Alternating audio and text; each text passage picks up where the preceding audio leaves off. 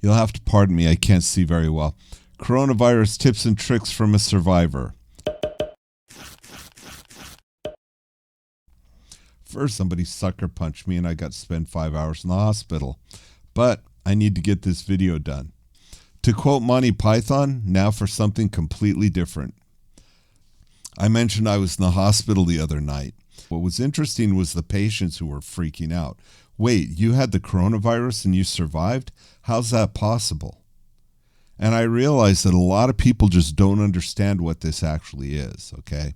So I thought if I shared my experience, if I shared what I went through, what the progress of it was, maybe people might get the idea, oh, okay, I get it. I mean, I think people are just more afraid of the unknown than they are of anything else. For example, I had a flu a couple of years ago. It's like my head was stuffed up. I was coughing all the time. I could barely breathe.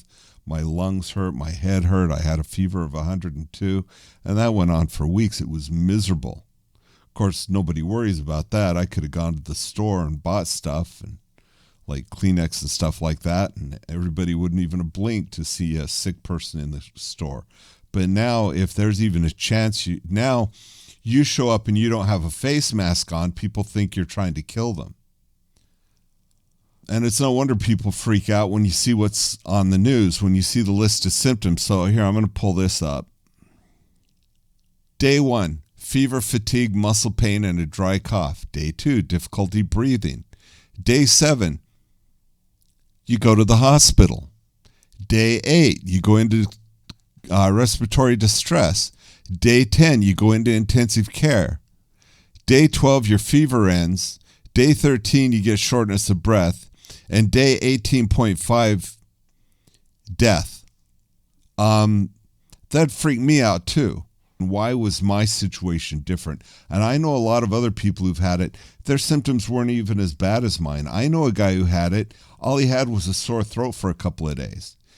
I got thinking, why is it we don't hear about the guy who had a sore throat for a couple days? We keep hearing about how people die after 18 days. Think of it this way. Imagine that you have a group of 10,000 people. Now, 1,000 of those people get sick. So of the 1,000 people who get sick, 20 are sick enough they have to go to the hospital. 4 of those wind up on a ventilator. And of the 4 that wind up on a ventilator, 2 of those die. They're not counting the 980 people who got sick that didn't have to get medical treatment. This statistic right here starts with when they show up at the hospital. All those people, those 980 people, weren't even counted. They're counting the 20 people who had to go to the hospital. That's where their statistics start from. So, the numbers that we're seeing, the progress of the illness and that sort of thing is all based on those 20 people. All right? And those symptoms are pretty bad. But I thought I might share what my symptoms were. Obviously, I had a little bit more than a sore throat, but I didn't die.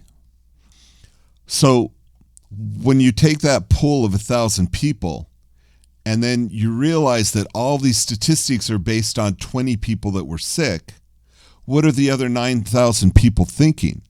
They're thinking, oh my God, I'm going to die because look at how sick these people are. But the other 980 people weren't any sicker than I was. If they were, they would have gone to the hospital. They would have gotten treated in the hospital. I mean, some of them do go to the hospital. The hospital checks them and says, oh, well, you're fine, go home, and if your lungs start to hurt more, come back in.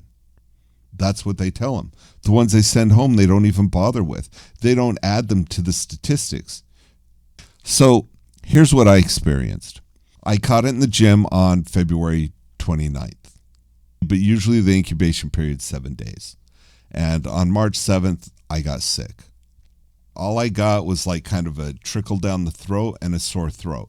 And it was really weird because I have allergies. My sinuses are stuffed up a lot. My sinuses sort of cleared up and my throat started to hurt. Over the next 7 days, my throat got a little bit worse. And I started to feel it sort of in the tops of my lungs. Like I'd take a deep breath, and if I took a deep breath, I could feel my lungs sort of hurt. I don't know if you've ever taken a deep breath when it's really cold outside, like say around 20 degrees. It kind of felt like that kind of soreness in the throat and soreness in the lungs that comes from taking in a breath of super cold air. And that's what that felt like. And that sort of hung out for about a week. And I should say I slept a lot. I mean, I was sleeping probably 16 hours a day. So I'd get up, I'd get something to eat, I'd go back to sleep. I kind of lost track of time. I didn't really pay much attention.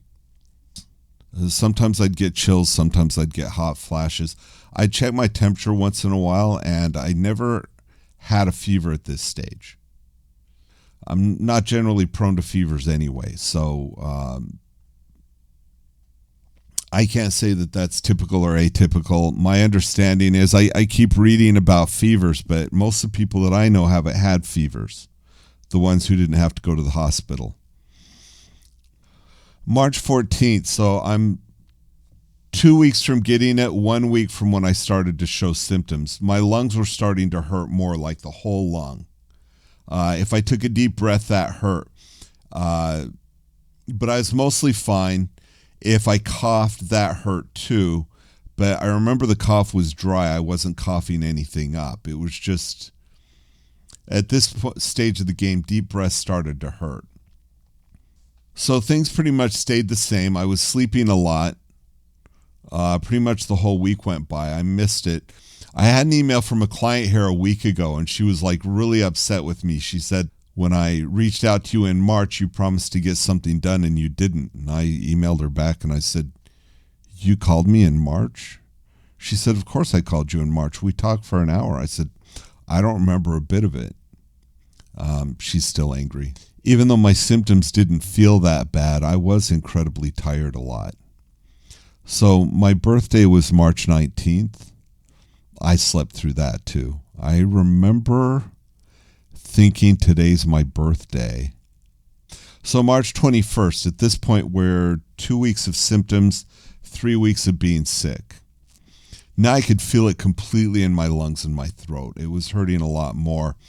I'd say I had some trouble breathing, but you know, the thing is and this is just my this is my mindset on this topic. When you've got something invading your lungs that's going to potentially damage your lungs, this is the time to stay down, take it easy, and not stress my lungs out. That's what it felt like to me. That's what I did, and I think based on results, I came out of it okay. In fact, when I was in the hospital and I was talking to 4 doctors about this, they all agreed I did exactly the right thing. They were like, that's exactly the thing to do, is don't stress your lungs while this is in there. So that's your first bit of advice. Don't stress your lungs while the virus is in there. Wait until it's gone. So I took doctor's advice and I decided to skip the marathon the next day. I had a client who was sending me a check. I don't get mail here. This building, it's like a 110-year-old train station. And I love the brickwork. It's why I'm here. But I don't necessarily trust the neighborhood, and I think with good reason. So I call up my mailbox company, and I tell them I need to get my check. I say, look, I've got the coronavirus, so there's 2 options because I do have a key. I could go in after hours when nobody's there and not touch anything except for, my key to my mailbox and wear gloves. Or I could send somebody in, but I don't have anybody on their paperwork that has the right to pick up my mail. Or I was about to say I could drive up, let him know I'm there, and he could put my mail outside the door, and after he goes back in, I could grab my mail. And the guy went off. I mean, he screamed at me for like 10 minutes. He even told me if I show up in the parking lot, he's going to call the police and have me arrested for attempted murder. And then he hung up. See, that was March 26th. So March 28th, that puts us at the 4-week mark since I got it, the 3-week mark since I started to show symptoms. I woke up with stuff in my lungs. I started coughing. And when I noticed this stuff was coming up, I just kept coughing and coughing and coughing until it all came up. Once I was sure my lungs were empty, by that point, of course, being sick, I was tired, so I'd take a nap. I'd go to sleep. I'd wake up. I'd go get something to eat. Then by that time, I'd feel the stuff in my lungs again. I'd cough it up till it was all gone. I mean, I was forcing myself to cough. And once I was sure it was my lungs were clear, I'd go back to sleep. And I did this maybe 4 times throughout the day. I was also checking my temperature all day long, and I had a fever of about 99. So I was coughing for pretty much all day Saturday and most of Sunday, the 28th and 29th. My plan was on Monday I might go see the doctor, but when I woke up Monday, I felt pretty darn good. I mean, I didn't feel sick anymore. I was feeling pretty much 100% after 7 days, but I stayed away for 10 because I had heard it's possible that you might be able to spread it for 10 days after you've had it. I didn't want to take the risk of putting anybody else at risk. But that was the end of it. Anyway, so I go to Walmart, and as I'm walking in the door, a guy at the door stops me and says, "You can't come in here without a mask on." I was surprised. I didn't know anything about this sort of thing. I said, "Okay, well, where is it? Give me one." He goes, "Oh, I don't have one for you." He says, "You're just not allowed in the store without a mask." I said, "Well, where do I get a mask?" He said, "I don't know." I said, "So you're telling me that I can't come into the store and buy food unless I buy a mask, but you don't know where I can get a mask at?" And he said, "Well, the city of Irvine will fine us if we let you in the store without a mask." I have a bandana, and that's an acceptable mask. But I'll tell you what, I've worn this bandana for years mountaineering, and it's not protecting anybody against anything. So I think that the mask thing is all designed around trying to make people feel better, make them feel like they're doing something and like they're not going to get sick. But honestly, you're going to get sick. You can't not get sick with this. There's no cure. There may not be a vaccine for years. And all a vaccine does is basically give you the virus at a level that your body can fight, so your body recognizes it and can go out and fight it. You'll still get the flu. You'll still get sick. You just might fight it better. But the only way to protect yourself is to live in a plastic bubble. And if you live in a plastic bubble, your immune system would get so lazy and compromised that when you came out, everything in the world would kill you. You wouldn't have immunity to anything anymore.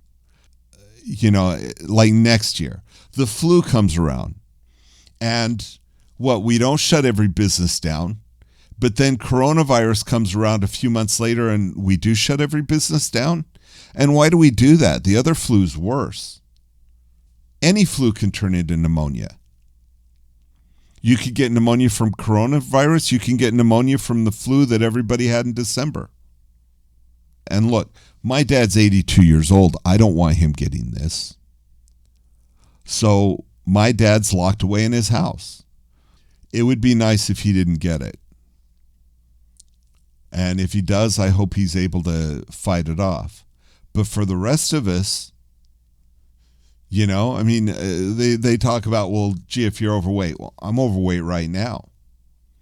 You know, I had surgery a few years ago, and by the time I recovered from that, I'd put on 50 pounds. I'm not happy about it. I'm working to take that off now. That's why I was in the gym, which is where I got coronavirus. It doesn't do any good to freak out. Did I get the coronavirus and survive? Yeah, I survived.